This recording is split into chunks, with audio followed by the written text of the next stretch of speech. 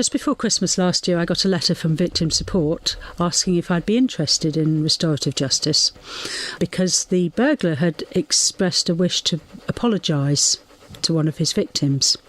I thought, just before Christmas, I'm not sure I want to know, but could they contact me after Christmas? Which they did, and I said that I'd had time to think about it and I would be quite happy to have a meeting, and we took it from there.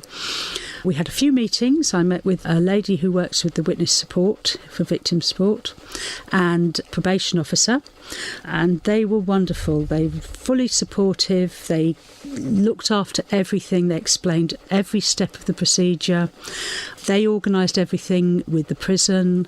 They did all the paperwork and everything. And then at Easter time, I found myself going into Lewes prison. What happened? What did you say to him? Well, it was very nerve-wracking. It's, you have to go and hand your handbag in and go through lots of locked doors and big high gates and prison officers around the place.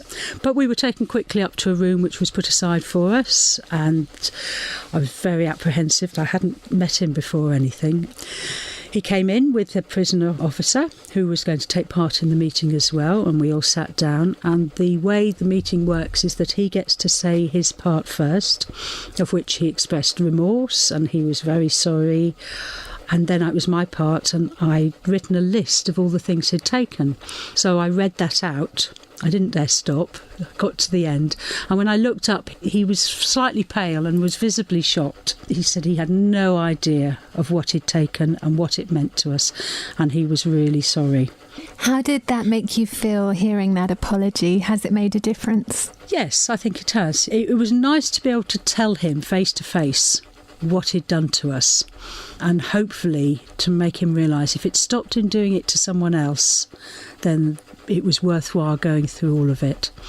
Proponents of the scheme believe that this can really help stop that pattern of reoffending. Do you think having that face-to-face meeting, that might actually be the case for you? I hope so. I truly hope it will.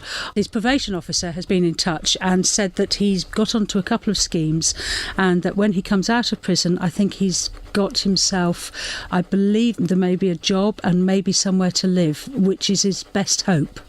So hopefully, we keep our fingers crossed, it will work all right for him. So what would you say to other people who have unfortunately been victims of crime in this way? Maybe they've suffered a burglary.